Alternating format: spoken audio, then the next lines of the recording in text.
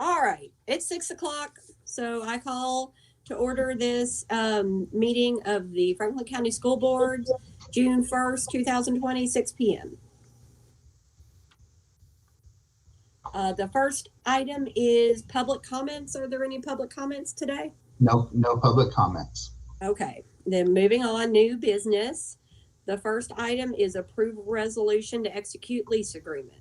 All right, and we had to wait until this one was actually done at the last board meeting to put it on the agenda. We could have put it on after the Finance Corporation, but we just went ahead and pushed it to this one. Dwight Salisbury from Ross Sinclair, who acts as our fiscal agent in these matters, is recommending that we approve the resolution entering into contract with the Franklin County School District Finance Corporation and agree to finance the turf field installation project with bonds. The Finance Corporation approved going into lease with the Franklin County Board of Education on May 18th, 2020. The bond resolution is attached. The recommended motion then is approval of the attached resolution to execute a lease agreement with the Franklin County School District Finance Corporation. All right, you've heard the superintendent's recommendation. Is there a motion to approve? I'll make a motion to approve. Second. Larry first and Chuck second. Okay. All right, any questions or comments on this one? All right, all in favor indicate by saying aye. Aye. Aye. Any? All right, motion carries. The next item is 2020-2021 salary schedules. The 2020-2021 salary schedules for your review and approval are attached. They do not include an overall raise this year because of the situation with where we are with COVID and uncertainty with budget. They do have, though, the step raises, the step increases that we do every year. So those are included. The recommended motion is to approve the 2020-2021 salary schedules as presented. All right, you've heard the superintendent's recommendation. Is there a motion to approve? So moved. Second. Okay. Any discussion? All in favor indicate by saying aye. Aye. Aye. Any opposed? Okay, motion carries. The next item is the 2020-2021 school activity budgets. Attached for your review and approval are the 2020-2021 school activity fund budgets. And everything in here, there could be some things that could become subject to COVID-19. And if that is the case, again, we're just approving the budget. We're not necessarily approving that this will be purchased or funded. So the recommended motion, though, is to approve the 2020-2021 school activity fund budgets as presented. All right, you've heard the superintendent's recommendation, Is there a motion to approve? So moved. Is there a second? Second. All right, any discussion? All right, all in favor, please indicate by saying aye. Aye. Any opposed? All right, motion carries. Next item is approve updated policy 08.13451. As part of the annual review of the Title I Parent Involvement and Engagement Policy, we did receive parent recommendations to include how the policy is available online through school websites and available in multiple languages upon request. The policy has been updated to include this language. The first reading of this policy was at the May 18th, 2020 meeting. The recommended motion is to approve updated policy 08.13451. All right, you've heard the superintendent's recommendation. Is there a motion to approve? So moved. Second. Okay. Is there any discussion or questions about this? Mark, what was the addition? Just that it would be online, that you can pick it up online? And that we also have it available in multiple languages if requested. Yeah. Okay, so that was the only new language? Yeah. Okay. All right. All in favor indicate by saying aye. Aye. Any opposed? Okay, motion carries. The next item is first reading of the 2020-2021 policy and procedure updates from KSBA. These are the policy and procedure updates that we get every year. KSBA recommends certain changes, whether it's because of laws that have passed or some other practice has occurred. So this is the first reading of those. The 2020-2021 policy and procedure updates are attached for first reading. There is no motion that's needed because it is just a first reading at this time. Okay. All right, the next item is May 18th, 2020 meeting minutes. The May 18th, 2020 meeting minutes are attached for your review and approval. Ms. Belinda Henson was absent from this meeting and must abstain from voting. The recommended motion is to approve the May 18th, 2020 meeting minutes as presented. All right, you've heard the superintendent's recommendation. Is there a motion to approve? So moved. I make a motion. So move. Okay. Can somebody be a second?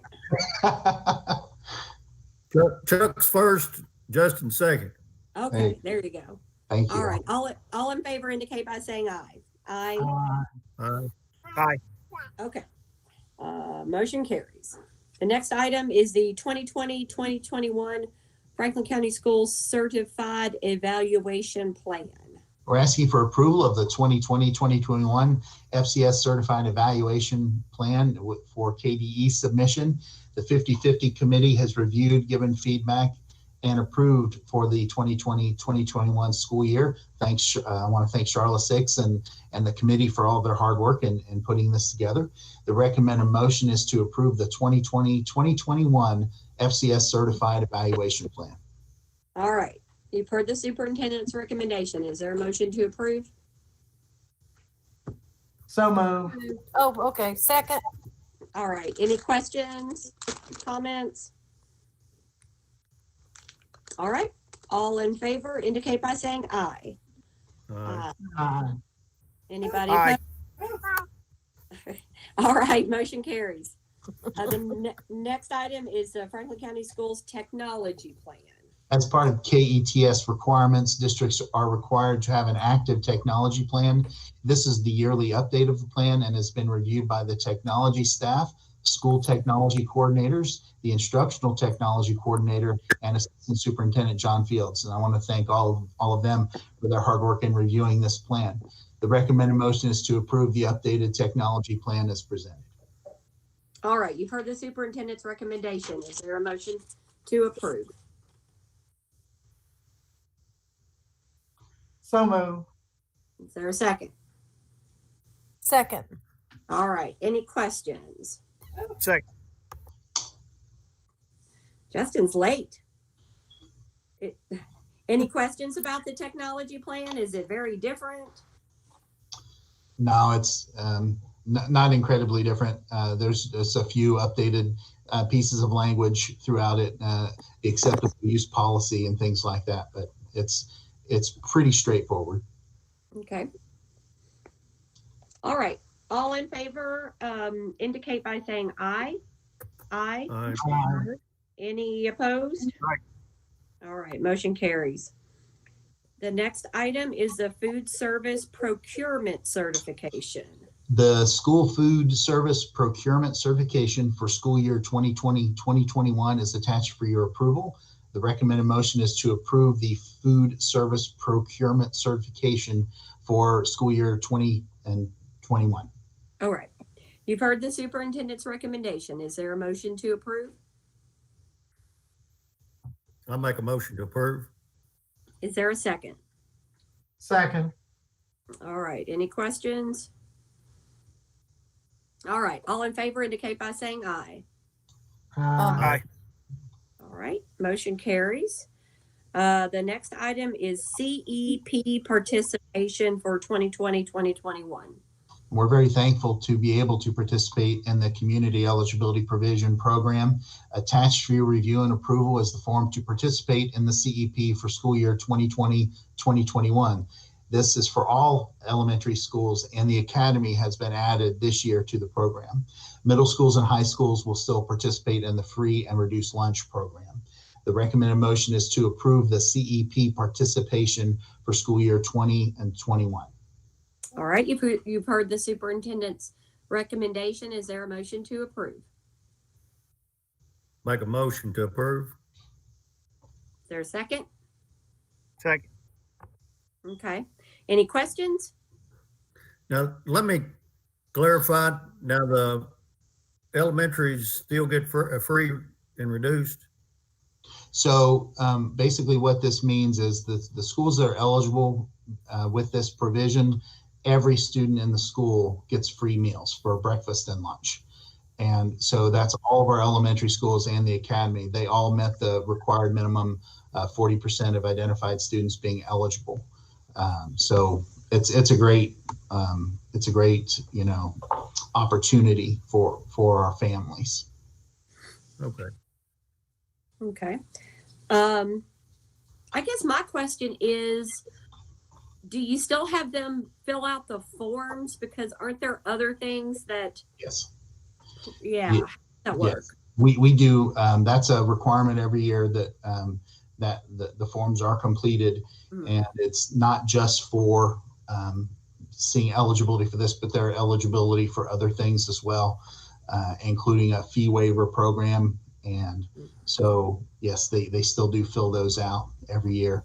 And I think Wendy Greenwell's on the line with us today. If there are any questions from a food perspective.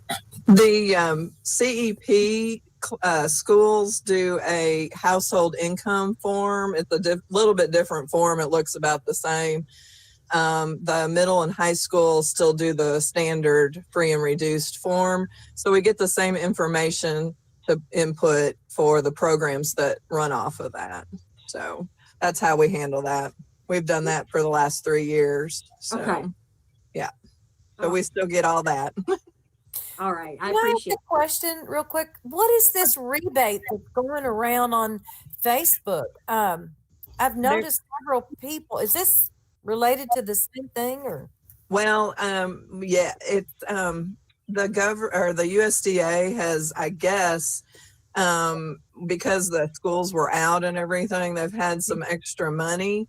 And so all the students that qualify for free and reduced, or the CEP schools also, all the students can receive $313 or something, $318 or something a student that's on that program for June. It's all through June. They can apply for it if they, some of them are automatically given the money on their EBT cards. It's called PEBT is the name of the program. And it was something that they had decided to fund at the last minute at the end of last month in May. And so they have all of June to apply for it if they're on those programs. So we're working with the ones that need they need their student number to do it.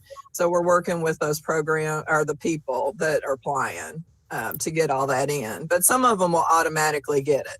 So Now, is this cash money or is this money that can only be used for food? it's only food. It goes on an EBT card, so they can only purchase certain items with it. So All right. it's to help the kids that aren't in school right now getting the free meals and stuff. It's supposed to help with that. So, and it comes straight from the federal government. yes. Okay. Yeah. All right. All right. Any other questions? Okay. Thank you, Wendy, on go that, and thank you for answering that. You're welcome. All right. Everyone in favor of the CEP participation for 2020-2021 indicate by saying aye. Aye. Aye. Okay. Motion carries. Next item, the other side of that coin, price increase for students on paid lunch. There's a tool that we have to fill out every year. It's called the Paid Lunch Equity Tool, and the USDA requires us to do that. That's what we use for our meal pricing. And according to that tool, we will need to raise the paid students' lunch price from $2.80 to $2.90 to be in line with the requirements for school year 2020-2021. So the recommended motion is to approve the price increase for students on paid lunch for school year 2020 and 2021 as presented. All right. If you've heard the superintendent's recommendation, is there a motion to approve? I recommend we approve the superintendent's recommendation. Okay. Is there a second? Second. All right. Okay, I'm gonna tell my number. That doesn't mean anybody else does, but lunch was 85 cents when I was in school. So it's increased a lot, but I understand. Well, why. and unfortunately, when what happens is they give us more money for the free and reduced students, and when they do that, they expect our we have to bump that other thing up so that it equals. It's a numbers game, and it's really sad because, yeah, we have to be comparable or whatever with our paid to go with what we're getting for free. And it's hard on certain families, I'm sure, to have an increase. But So what does the lunch cost go up for parents who are visiting the school or? we have a formula for that too. We have to pay cost plus, labor fees and all that. It's a calculation that we have to go off of right now it's at $375, I think, for adults. Okay. Or $350. I can't remember, but it's basically cost plus labor. So Gotcha. Okay. All right. Everyone in favor of the price increase for students on paid lunch from $2.80 to $2.90 indicate by saying aye. Aye. All right. Okay. Motion carries. All right. Next is reports to the board. The first is superintendent's personnel actions. Personnel actions taken since the last meeting of the board are presented for your information. Okay. And then the reports from school councils. Draft minutes from our school's site-based decision-making councils are presented for your review. And the attendance report. Mr. Sexton. Attendance report is the same as last month. When you're on NTI days, there is no attendance that will run and report through IC. So those numbers I'm not able to report for you for month 9 and month 10, the last 2 months of school. Okay. Superintendent's report.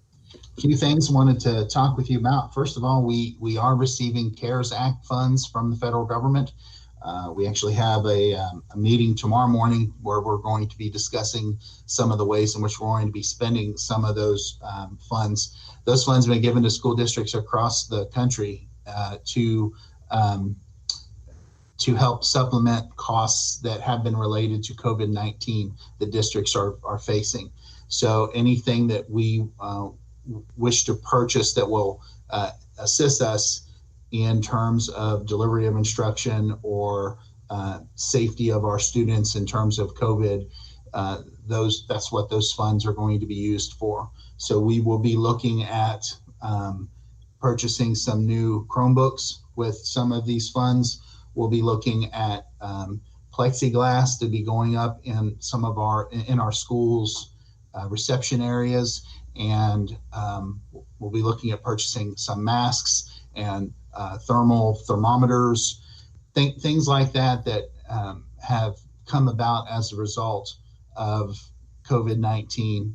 And so we're very, very thankful to receive funding from the federal government to help offset some of those costs. And we'll be giving you a report in July about how we're using some of those funds. There's a great deal of discussion across the state in our district and 171 other districts across the state about what are we going to do in terms of reentry into our school year in the fall. What's it going to look like? And just wanted to give you all an update on where we are in that process. If you saw the article in the Lexington Herald Leader today, there's a great deal of frustration across the state simply because there are just some questions that we don't have answers to right now. So we're relying on speaking with each other, districts helping each other, and still relying on getting some more information from our health department officials at the state level, as well as the commissioner.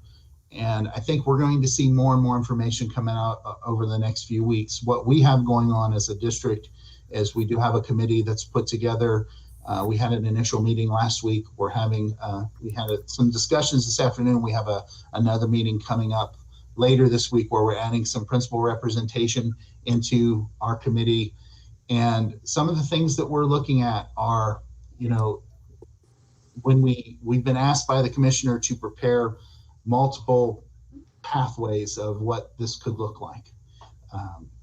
He has asked everyone to be prepared to use NTI again, if necessary. He has asked us to consider alternate schedules, and we're looking at trying to do some innovative things.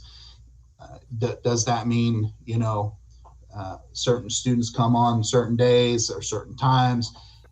The recommendations that we're hearing from the health department are extreme social distancing and, ensuring that we have clean schools and that we're disinfecting and wearing masks, students and staff members.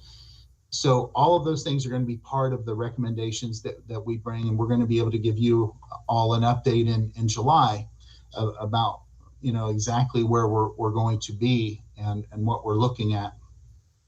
There's a great deal of consternation among superintendents when the health department officials last week talked about social distancing on school buses. They recommended that one student per seat in a bus with one seat in between.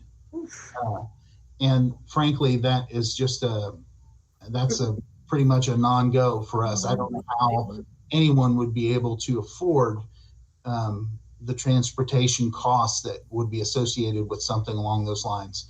So we're going to be forced to be creative in whatever we come up with in terms of alternating days or times. So everything is on the table. We're looking at everything, and it's frankly it's a very difficult thing for all of our school districts to try to figure out right now. What we don't want to see happen, is we don't want to have 172 different versions of this. And so I think most superintendents are very hopeful that there will be some concrete recommendations that come down from the state that have multiple pathways. Even so, in lieu of that, we're going to create some of those ourselves and have some ideas and plans in place to discuss with you all. The other thing that I want to commend Kyle for his work on the calendar and with the calendar, the commissioners asked us to prepare three different potential calendars for potential use. One of those he asked us was to look at a late July reentry, and frankly, I don't think that really is that strong of an option for us right now with all the uncertainty of what's going on. The thought process of starting in July is, you get a few weeks in case you have another round of this that comes about that knocks you out of school. And I understand that, but the logistics of trying to get that started by mid to end of July is challenging. The other option, of course, is our current calendar that we have in place where we come back in mid-August. And then the third option that he wants us to consider is starting after Labor Day. So what we're going to do is with this committee, we're going to have a lot of discussions. And in July, we don't have to turn in our calendars to the Kentucky Department of Education until the end of July 31st. But at that July board meeting, we're going to come back with a recommendation to you all to consider for our reentry. And this is uncharted waters, for all of us. So I appreciate all of your patience and flexibility, and I appreciate everyone for all the input that they're giving to us. We surveyed all of our staff over the last week, and we've received hundreds of responses and the question really that we were talking about then was just for our staff members, what is it going to take for you all to feel safe, be able to come back to work? Because those are some other questions we have to ask ourselves. So we've compiled that data, and that's something we're going to be talking about with all of our administrators tomorrow. We have an admin meeting tomorrow at 4:00. And then as this committee does its work, we're going to use that data to help inform our decisions as we move forward. And speaking of, having to think about things in a innovative way, we're probably going to have to consider our board meetings moving forward.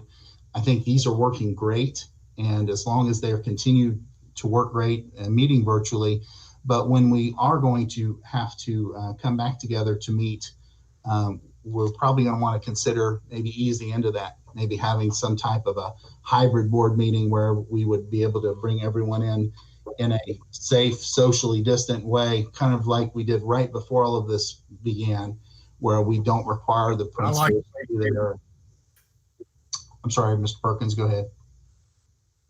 I like the way you did that one. It was, that was good. I think we probably have to do that, just less than 10 people in there and still be able to broadcast the meeting like we're doing here. So some type of a hybrid model. I just wanted to bring that to your attention as we kind of think about, moving forward, what we're going to be looking at. And lastly, with everything that's going on in the world with coronavirus and with all of the protests and the difficulties that our country is facing, I think I'd be remiss if I didn't say for all of us that kindness is a wonderful virtue, and let's all try to be kind and be empathetic. And that's all I have. Well, Mark, I want to commend you on the leadership that you've had during this times. Like I said, you've done a great job. Well, thank you.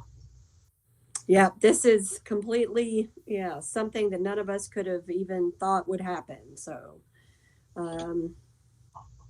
Yeah, I know that wasn't something that you had in your training when you was becoming the superintendent. No, it's true. I thought the graduations looked great. I didn't watch every minute of every one, but I was really impressed with how those ended up. I was very, and again, huge thanks to the Frankfurt Plant Board. They really did a wonderful job, and I thought they came out great. Yeah. All right. Well, let's move on to the consent agenda. Oh, I'm sorry. Was there somebody else? No. Okay. Let's move on to the consent agenda. The consent agenda is presented for your approval. The recommended motion is to approve the consent agenda as presented. All right. You've heard the superintendent's recommendation. Is there a motion to approve? Make a motion to approve. All right. Second. Is there a second? All right. There's a second. Any questions or discussion? Not a whole lot there. All right. All in favor of approving the consent agenda, please indicate by saying aye. Aye. No. All right. Motion carries. Is there a motion to adjourn? So moved. I'll make a move. Are you in a second, Larry? Yeah, I'll be a second. Okay. Chuck jumped in. All right. All in favor of adjourning, indicate by saying aye. Aye. Aye. At some point in June, so I just wanted to make sure we didn't get into vacations with folks. I think Mr. Fletcher, you're going to be gone next week. That's correct. Would that following week at some point be okay? Let me look. Uh,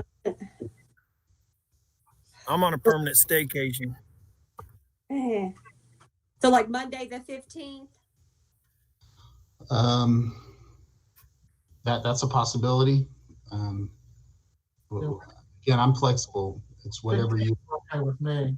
Or any day, whatever. I think when we do the evaluation, we probably ought to, are we going to try to do that virtual, or I believe meeting in person will be a little bit more, my opinion. I think we should meet in person for our closed door session, and then also just meet in person out in the boardroom, and we can invite the public to attend virtually. Yeah. Okay. So Monday, maybe we could start at 5. I didn't think we had enough time last year, and I don't remember how much time we took, but Okay. I think we need at least an hour to discuss. Monday, So Monday the 15th. I'm okay with the Monday the 15th. Okay. So maybe 5 o'clock to, and then 6 o'clock for the regular meeting. I mean, we'll have to, I guess, start the meeting and then take a motion to go into closed session, do our discussion, and then come out of the meeting. Yeah, and Right. yeah, and Rebecca can weigh in on this. I don't think they'll need to specify a time. If you just have the special call meeting at 5 and put that agenda item on there, and whenever you all come out, it can be in the same meeting. So Okay. All right. All right. All right. That sounds great. All right.